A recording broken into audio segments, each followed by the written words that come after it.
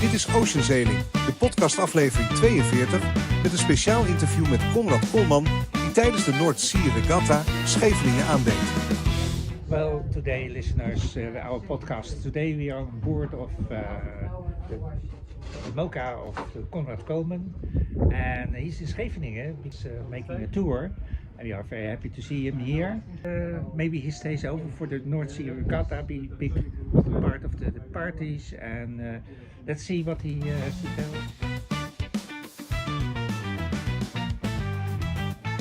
Goedemiddag mensen, we zitten hier aan boord van de Imagine, het schip van Conrad Colman. We krijgen zo een mooi interview. Vandaag hebben we gevaren. Conrad is hier om zijn project en campagne te promoten met zijn sponsoren. Typische PR-sailingdag. We hebben altijd weer tevreden gasten. We hebben mooi weer gehad vanmiddag om even buiten te varen. Het schip vaart als een dolle. Superleuk om even mee te maken en met Conrad door zijn schip te gaan.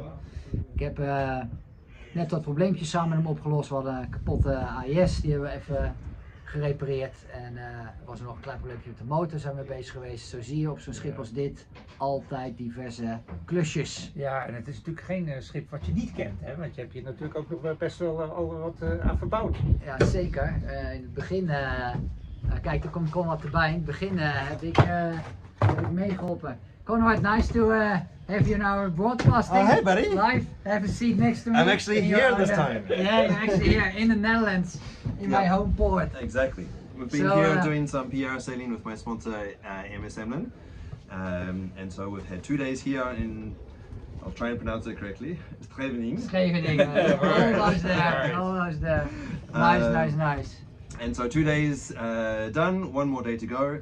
And then we'll start heading back to France for the rest of our campaign. Back to Lorient, huh? That's right. That's where you're based, is it? Exactly. Yeah. To me, it's basically a special ship because when he starts with his campaign, I was helping him out. I was cutting all the things away from the ship. A little bit too much sometimes. A little bit too much sometimes. Too much? Too Dear. fast, too quick. It's still floating. But it's still floating. Yeah, it's exactly. still floating. Yeah. So no, the boat is here. We invested a lot of time and energy and of course money in making the boat as reliable and as high performance as we possibly could. And so this was proof that first off, after the many cycles, I was the first person to finish this race without breaking this boat.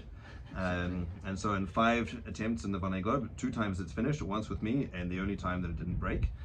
So that's a testament to all of the work that we've been putting into the boat, optimizing it, reinforcing it.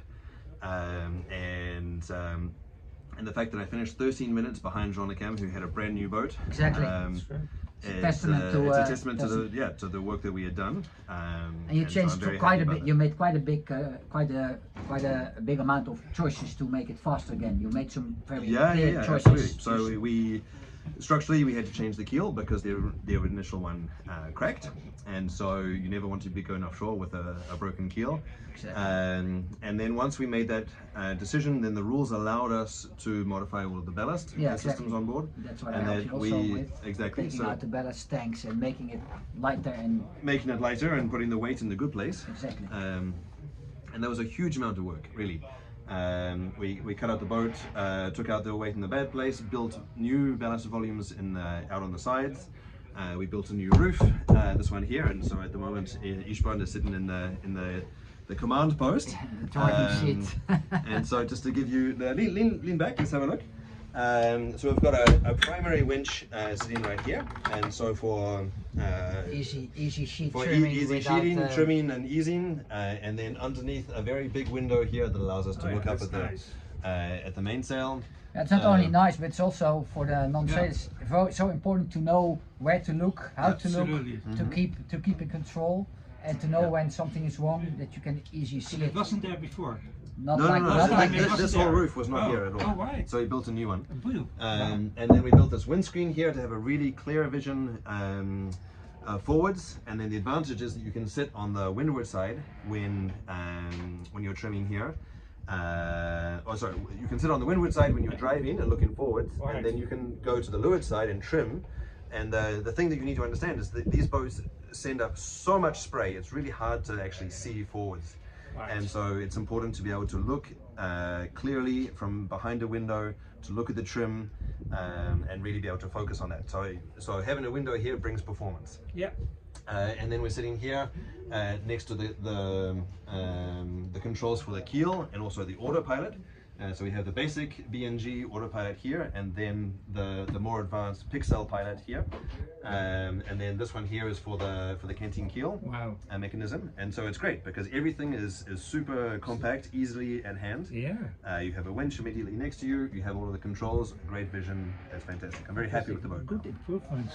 Huh? Yeah. I it's good work. Based on your experience from the last time, or That's right. Yeah. So I had 1 year with this boat in its original configuration, I see. 2022, Yeah, and then I was making my wish list for the rest of the time, and then we ripped everything out and cut it all up. Yep. that was then was you involved. That's right. Yeah, little bit. Little bit. But Little bit. to be honest, this was one of the first times I think I ever sailed with Conrad on this ship, Yeah. because we sailed a lot Right. again before. Yeah. And the first thing I said to him, like in 5 or 10 minutes, she feels so easy, light, easy to sail.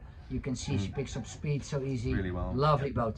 Lovely boat. Yeah, you love Really, really a treat. Easy to sail. Easy to sail and really a treat to be on. That's what you want as a sailor. You know that in any ship in 5 minutes. And have a good company. Oh yeah, good company. Yeah, obviously, You're helps all, as well. sure. you're all old friends, isn't it? Yeah, Yeah, friends. exactly. We first met in 2009, when we were competitors. Polish, yeah. Oh, Exactly. competitors. Yeah. We each had our own boat, and we were in a training center. Right. And this was my first ever solo sailing experience, and Ysbrand was very experienced, and I remember admiring his boat and all of the little details. And that- you were sleeping on board and I living was- on yeah, of board, course, and to exactly. get all your stuff out Exactly, for the before you got training sailing. days. Wow. Yeah, that's right. I explained to him that you Yeah. had this whole pile of stuff outside your boat and you were still young. Now you're That's right. experienced and Yeah. advanced. And now Yeah. you have a whole Since, team. It helps. It Yeah, helps. it Exactly. helps, These yeah, boats it are so helps. big and so powerful. You need it. Yeah. You need a team to make it work. You can't do Exactly. that Yeah. by yourself. Okay. Well, It's- thanks. Thank you very much. Of course. I hope Few you minutes. have you enjoyed your stay in Scheveningen, Yeah, it's going very And, well so far. Thank you. and maybe you stay for the parties. I hope Anyway, so. you're I hope so. invited, Yeah. and we see each other Yep. soon. Okay. Sounds great. Thank Okay, you very much. thanks Anton. Thank you. Ciao. Bye. Dit was Ocean Sailing, de podcastaflevering 42.